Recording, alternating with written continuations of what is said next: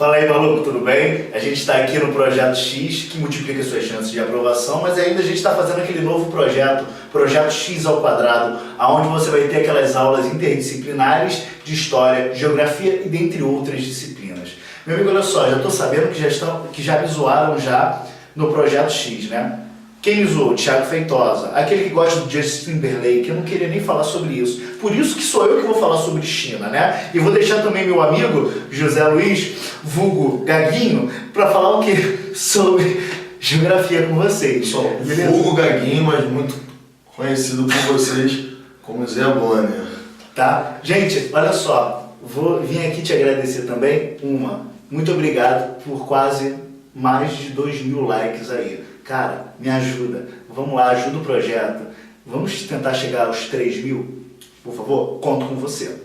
Então, vamos pra cá? Vamos pra cá? Então, beleza. Gente, a gente agora vai falar sobre China. Cara, você tem que perceber e você tem que entender que a China não é socialista do nada. Uau, vou ser socialista. Pá! Não, não é assim, irmão. Você vai ver que existe todo um processo histórico para a China ter se tornado uma potência que você tem hoje. Então vamos lá aprender um pouquinho sobre a China em si. Galera, olha só, você tem que entender e perceber que no século XIX a China pertencia às potências imperialistas. Gente, se lembra da Guerra dos Boxers? Isso daí é um outro papo, mas eu quero que você perceba que China naquele momento era como se fosse o quê? Um quintal para os celeiros ou principalmente um quintal para as potências imperialistas. Tá? E eu quero que você perceba que pós agora independência ou pós fim desse domínio europeu, no século XX, mais precisamente no ano de 1911, você vai ter a formação da República Chinesa. Isso na liderança do Partido Nacionalista chamado de Partido Kuomintang. Na liderança de quem? Sun Yat-sen. Detalhe para a pronúncia chinesa, né? Desculpa, estudei mandarim pra cacete. Voltando. E agora, você vai ver que em meio a essas críticas, principalmente da formação do Partido Nacionalista, como assim críticas? Meu amigo, olha só, você vai ver que mesmo você criando uma república chinesa, você vai ver que esse Partido Nacionalista apoiava os países imperialistas. Você tem que se ligar que quem compunha o Partido Nacionalista era parte da elite chinesa desse momento. Por que isso é tão importante você saber? Porque a partir do ano de 1920 surgiram inúmeras manifestações e vai ser por causa dessas inúmeras manifestações que você vai formar o quê? O que você chama do Partido Comunista Chinês, ou vulgo PCC, que inicialmente você vai ter o apoio de Mao Tse-tung. Mao Tse-tung não vai ser líder aí. Mao Tse-tung só vai ser líder a partir do ano de 1931. Mas eu quero que você entenda e perceba que vai ser por causa desse crescimento vertiginoso do PCC que no ano de 1934 você vai ter a famosa Guerra Civil. O que vai ser a Guerra Civil? Voltando, vai ser o conflito entre os Kuomintangs e quem? PCC, tudo bem? Agora sim, o Kuomintang na liderança de Chiang Kai-shek. Por quê? Você vai ver que, inicialmente, o Sun Yat-sen deixava a formação ou deixava a consolidação do PCC. Porém, no ano de 1925, na entrada do novo líder chinês, Chiang Kai-shek, agora você vai ver que o PCC, na liderança de Mao Tse-tung, era conhecido como perigo vermelho, ou seja, então, para você consolidar o Partido Kuomintang na liderança de Chiang Kai-shek, você deveria impedir o avanço de quem? Do PCC, correto? E agora eu quero que você entenda que vai ser por causa disso que você vai gerar uma guerra civil, aonde essa galera vai fazer, ou seja, aonde o PCC na liderança de Mao Tse-tung irá fazer a longa marcha.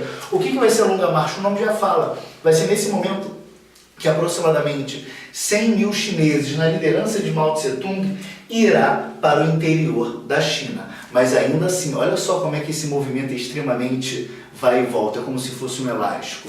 Você vai ver que no ano de 1937, você vai ver que esses países, ou esses partidos, vão acabar se unindo. Por que vão acabar se unindo? Olha só a data, 1937. que você vai ter? Segunda Guerra Mundial, aonde você vai ter o quê? A invasão japonesa sobre a Manchúria. Mas você sabe onde é que fica a Manchúria? Muito menos eu. Então, olha a explicação do Zé Luiz aí. Valeu, Wesley. Olha só, pessoal, entenda que na verdade esse período é marcado pela a ideia da expansão do Japão. Então o Japão ele precisa obter o quê? O que ele não tem, que são... Não gagueja não, Zé. São os metais, né, preciosos que o país dele não tem. Os recursos minerais. Então essa expansão vai buscar essa áreazinha aqui, ó, ao nordeste da China. Onde é isso, professor? É o que o Wesley falou, que é o território conhecido como a Manchúria. Qual a importância dessa área aqui, pessoal? Essa área ela tem uma riqueza enorme em carvão e ferro. Então o japonês ele tem a ideia de invadir esta área, dando, né, continuidade, né, a um processo que ele sempre buscou, dessa riqueza mineralógica. Então essa invasão vai se dar aqui. Esses partidos se unem para quê? Para se fortalecerem e impedirem esse avanço japonês a esta região. Então, galera, você vai ver, com a explicação do Zé Luiz e com a minha, que você vai ver o quê? Que o Partido Kuomintang, no ano de 1937, vai se unir ao PCC. Por que vai se unir ao PCC? Galera, se lembra que tem a invasão japonesa na Manchúria, tá? Mas aí é um outro contexto. Eu quero que você se lembre que vai ser por causa disso que eles vão se unir para impedir o avanço de quem? Impedir o avanço japonês sobre essa região. E que contexto foi isso? Gente, olha só. Segunda Guerra Mundial. Você vai ver, no contexto agora de pós-Segunda Guerra, você vai ter agora a volta da Guerra Civil. Por que você vai ter a volta da Guerra Civil? Se lembra que agora eles espantaram o inimigo maior? E agora você vai ter o conflito, tá, entre Kuomintang e PCC. Mas olha a diferença. Pós-Segunda Guerra, 1949, meu amigo, o que você está tendo agora? Guerra Fria. Tudo bem? Ah, Wesley, eu não sei o que é Guerra Fria.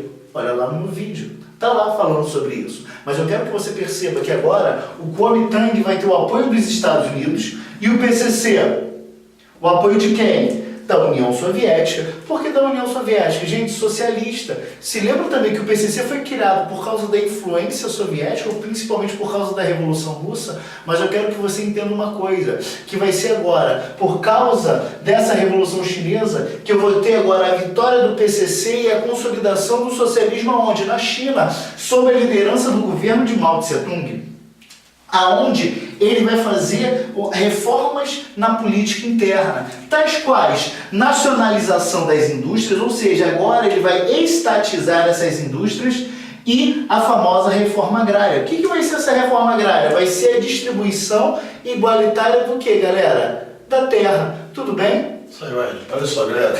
Vem comigo. Essa nacionalização ela ocorre juntamente com um investimento forte na indústria de base.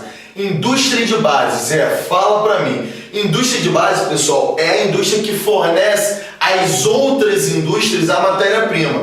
Tem uma forma bem legal de você lembrar isso. Indústria de base está ligada às 3 Gs, da ideia de energia, siderurgia e metalurgia. Então é nesse período aqui que o Mao Tse-tung ele começa o quê? A investir na base. Ele quer fazer um país forte, um país para frente. Lembra? Faz uma ponte com Vargas. Então a ideia do Mao é parecida com a do Vargas. Dá a esse país a estrutura industrial. Porém, ele precisa fixar a população onde? No campo. Senão, galera, o êxodo rural ele seria muito mais intenso do que já foi. Foi uma das marcas aí da China, né? Marcada como o maior êxodo rural da história do planeta. Tá tranquilo? Volta, Wesley. Entendeu? Então vamos embora. Galera, voltando. Gente, e agora para você cada vez mais ampliar esse processo de cultura, esse processo de ampliação democrática, o que você vai ter? Gigando comigo, olha só, vem. Você vai ter o movimento das 100 flores. O que vai ser esse movimento das 100 flores? Vai ser a ampliação cultural e o processo da abertura da democratização. Tá vendo? Aí a galera fala que a China é um país autoritário. Tranquilo? Cara, começa você porque eu acho que isso aí é história. Cara, mas você já estava falando sobre geografia, eu acho que você não acha que vai ser melhor falar sobre isso, não? Candidato, começa você que eu nem sei isso. Cara, olha só, já tá até gravando. Já tá? Com certeza. Desculpa aí, irmão, calma aí. Pá, Ímpar. ganhei, então começo. Gente, olha só, complementando a aula do Zé Luiz, você vai ver que para impedir o avanço do êxodo rural na China, você vai ter o quê? O grande salto para frente. O que vai ser esse grande salto para frente? Vai ser agora, quando o governo chinês, de um certo modo, vai diminuir o investimento na indústria e vai começar o quê? Investir no campo. Olha só, galera. Lembre-se sempre que na China a terra agricultável é muito pequena, é uma média de 10%. Então eu tenho que investir ali para quê? Principalmente para aumentar a produtividade. Lembre-se que aqui você tem qual a técnica em uso? Jardinagem. Então isso requer o quê? Alto número de população trabalhando. Dá uma olhada nesse peitudo aqui que ele explica o resto. Tá, galera, voltando, tá? Vai ser ainda no governo do Mao Tse Tung que você vai ter a ruptura sino-soviética. Como assim ruptura sino-soviética? Sino chinês, soviético, o RSS. É nesse momento, tá, que você vai romper laços diplomáticos entre a China e a União Soviética. Por quê? Galera, eu quero que você entenda uma coisa. Você vai ver que agora existe um líder soviético chamado Nikita Khrushchev e ele vai querer fazer a desestalinização, ou seja, você vai ver que cada vez mais ele vai criticar o modelo político de Stalin. Por que isso é tão importante você saber? Você já aprendeu comigo com o Zé Luiz que cada vez mais o Mao Tse Tung ele vai basear as suas ideias no Stalin. Quer ver um exemplo? Quando Mao Tse Tung nacionaliza a empresa, ele está falando do quê? Ele está fazendo os famosos planos quinquenais. Você vai ver também que quando o Mao Tse Tung faz isso, o nome dessa reforma interna é conhecida como planos quinquenais chineses. Olha só, mas eu quero que você entenda, olha só o contexto de Guerra Fria ainda, Estados Unidos e União Soviética. Se a China rompe laços com a União Soviética, ela automaticamente vai ter o apoio de quem? Dos Estados Unidos. Então, é aqui, pessoal, que tem início aquela ideia do G2, né, de economias que se complementam. Assim como a nossa aula, há aqui uma aproximação desses dois países que começam, olha só, em 1961 eles começam o quê? Uma disputa cada vez maior. Então entenda que a URSS cai, mas em 61 está havendo o quê? Um país que vai tentar fazer frente à economia norte-americana. Tudo bem? Então, vamos embora. Continuando. Para cada vez mais você investir nessa flexibilidade, você vai ver que no ano de 1966 você vai ter a famosa Revolução Cultural. O que vai ser essa Revolução Cultural? Você vai ver que vai ser ampliação dos processos culturais. Como assim? É nesse momento que cada vez mais o Mao Tse Tung ele vai investir na diminuição do analfabetismo na China. E outra, ele vai querer acabar com a burocratização. Como assim burocratização? Gente, olha só, você vai ter que se lembrar que nesse momento a burocracia, de um certo modo, nos âmbitos governamentais, seria o quê? Seguir o governo ou seguir os planos governamentais à risca. E por que isso é tão importante? Querendo ou não, você vai ter uma espécie de hierarquia. E quando você tem essa hierarquia, querendo ou não, você vai ter o quê? Funcionários públicos, ou seja, funcionários... Pessoal, ele explica mal, olha só, isso aqui tá ligado a leis, pessoal. Leis dificultam o processo aqui de economia. Sai daqui, olha só. É nesse período aqui, pessoal, que a China ela começa a flexibilizar as suas leis. Para quê? Para ter a sua expansão de mercado. Lembre-se que hoje esse país é conhecido como o quê? Um socialismo de mercado. Então ele precisa captar recursos, então ele vai o quê? Facilitar as suas leis para que as empresas venham. É interessante isso. E outra coisa, se você não faz o que o governo quer que você faça, você vai ser executado. Gente, até hoje há uma média de 800 mil fuzilamentos por ano. E o melhor de tudo, se você morre com uma bala do governo, a sua família que paga, gente. Meu Deus. Mas olha só, ele esqueceu ainda de explicar uma coisa. Você vai ver que quando agora eu tenho o fim da burocratização, eu diminuo a corrupção. Tanto quanto você tem que entender que vai ter um cara chamado Eric Hobsbawm que ele vai falar sobre isso. Quais foram os principais motivos da China ter se mantido como socialista e a União Soviética não. E você vai ver que um desses principais motivos vai ser o quê? O fim dessa burocratização. Por quê? tentando complementá-lo, e outra, ele falou que eu estava errado. Mentira, eu não estava explicando mal não, tá? Você vai ver que para evitar esse excesso de hierarquização do governo, o que vai acontecer? Quando eu tenho fim da burocratização, automaticamente, de um certo modo, eu vou diminuir esse investimento nos funcionários públicos, facilitando o quê? A diminuição de verba. E também, de um certo modo, quando eu tenho essa diminuição de verba, de um certo modo eu não preciso fingir ou tentar desviar esse dinheiro, ok? Gente, voltando, e agora você vai perceber que todo mundo morreu a bala, menos Mao Tse-tung. Você vai ver que vai ser no ano de 1976 que Mao Tse-tung morre. E por que isso é tão importante? Porque agora você vai ver que vai ter a entrada do Deng Xiaoping, ou seja, você vai ter que entender que vai ser por causa do Deng Xiaoping que agora a China vai se tornar uma das principais potências do mundo. Então, galera, você vai ter que entender que agora, após morte de Mao Tse-tung, quem vai entrar no poder? Deng Xiaoping. E ele vai fazer o que você chama de desmaoização. Como assim desmaoização? Você quer acabar com aquele ranço da política maoísta que você vai ter aonde? Na China. Tudo bem? Ou seja, cada vez mais ele vai ampliar a agricultura, a indústria, a defesa, a ciência e a tecnologia. Perfeito? Então, galera, para nós entendermos essa parte, a agricultura predomina na China essa parte aqui, onde você tem o rio, o amarelo e o azul. Esse solo aqui é o solo de Lóis, o mais fértil do mundo. Então aqui você vai ter o plantio, pegando desde soja, o trigo, o algodão, o chá e vai até a cana-de-açúcar. Lembre-se disso, a China tem uma produção bastante variada. Essa áreazinha aqui, pessoal, que eu pus como Pequim, Xangai, as cidades mais importantes da China, que estão no seu leste, é aqui, essa áreazinha que você tem o quê? As ZEs, que são as Zonas Econômicas Especiais. Qual a importância dela? É aqui que o capitalismo atua.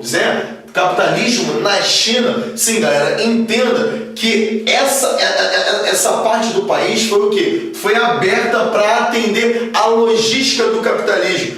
Então aqui você tem o quê? Investimento de empresas de fora, que são quais? As transnacionais, né? Então, lembre-se sempre, ao leste da China você tem o predomínio do capitalismo, enquanto ao oeste você vai ter o quê? O socialismo. Então lembre que essa partezinha aqui, tá? O solo extremamente importante para o processo de produção agrícola. Aqui, galera, só para lembrar, essa ilhazinha aqui que você conhece como Taiwan, já foi a ilha de Formosa, só para você entender aquela ideia que o Ed trouxe, né?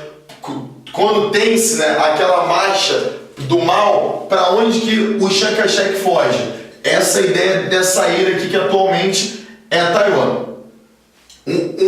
Um outro aspecto aqui, pessoal, interessante hoje, né, são as Coreias do Norte. A China, ela faz fronteira com quem? Com a Coreia do Norte. E ao sul você tem a Coreia do Sul. Você lembra do Psy aí? Só para lembrar aqui, pessoal, essa áreazinha do oeste da China é uma área ao sul de montanha. Só para lembrar aquela nossa aula, aqui são os dobramentos do que? Modernos. Enquanto aqui, ó, Manchúria é a área que, lembra que nós vimos dos cráteros, aqui são os escudos cristalinos metálicos, a importância aqui do ferro e do carvão. Voltando para cá, pessoal, aqui nós temos a Rússia ao norte. Você lembra que essa área aqui ela é marcada pelo predomínio de quê? Dos desertos. Sim, Qiang e o deserto de Gobi. Tem níveis que caem como Taklamakan nessa área. Para finalizar, pessoal, os transportes aqui tem uma ideia bem legal, né? Que é a ferrovia da China. Aquele processo de união que se tem da China com a Rússia. Existe uma linha férrea que ela vai desde São Petersburgo, cortando aqui, passa pela Mongólia, passa em Pequim e acaba em Xi'an. Que ferrovia é essa? Você lembra dela? É a ferrovia maior do mundo, é a Transsiberiana. Só para você entender esse processo de trocas aqui.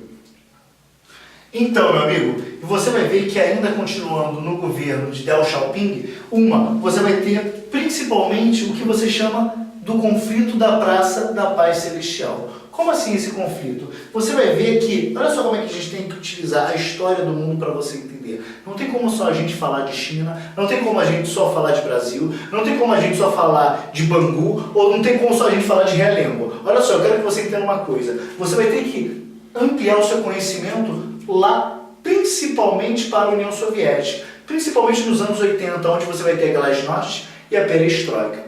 Porque você vai ter que entender que, influenciados por essa política soviética, boa parte dos estudantes eles vão exigir a liberdade de expressão, a liberdade de imprensa, a liberdade pelo meio também de veículos ou de mídias sociais naquele momento. E qual vai ser a resposta do governo?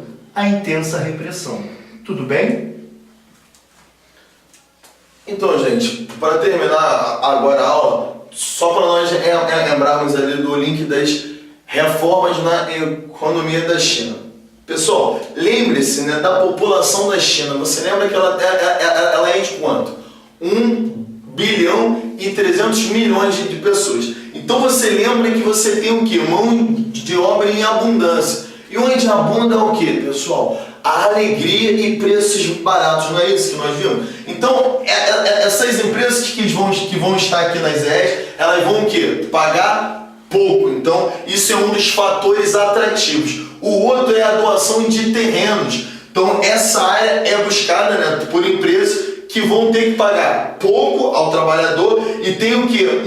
Um mercado muito amplo. 1,3 bilhão de pessoas, pessoal. E para linkar no que nós vimos, né, esse país ele tem o quê? A flexibilização ambiental e trabalhista. Olha que lindo para as empresas. Então a empresa vem para cá, polui, paga mal, explora esse trabalhador e é sorriso total, não é isso, Zé? Não é sorriso não. Polui Pequim, Xangai, alto índice de poluição. O Rio Amarelo aqui que é marcado, né, pela poluição, mas a empresa não pode enviar o seu lucro todo para o país sede. Isso não. Tem o quê? Uma limitação na remessa de lucros, pessoal. Isso é importante que você lembre. Mas por que, Zé? Porque a China ela pega essa remessa das empresas que ficaram presas e reinvestem no país. Então ela cresce muito por quê? Porque eu prendo o lucro da empresa e reinvisto. Mas eu reinvisto onde, Zé? No smart money, né? No capital especulativo? Nem pensar. A China investe a maior parte da grana onde? No produtivo, pessoal. No físico. É uma média de 70%, né, do PIB no produtivo. Olha a importância aí. Então você tem hoje em dia uma média, né, de PIB desse país de 8,4 trilhões de dólares. Olha só, chegando perto dos Estados Unidos. Perto, entre aspas, porque os Estados Unidos está com uma média de 15 trilhões. Isso aqui é muito, mas a China ela cresce, pessoal, uma média de 8 a 12%. Um crescimento muito grande, tá? Então, só isso mesmo para finalizar. Muito obrigado. Vou chamar meu amigo aqui que eu tive o prazer de dividir o quadro. Mais uma vez aí, obrigado por tudo. Agradeço o Zé mais uma vez por essa oportunidade. Meu amigo, faz carinho em mim, faz. Valeu, gente. Muito obrigado aí pelo seu carinho. De novo, faz carinho em mim, tá? Beleza. Gente, curte aí. Quero 3.000 likes.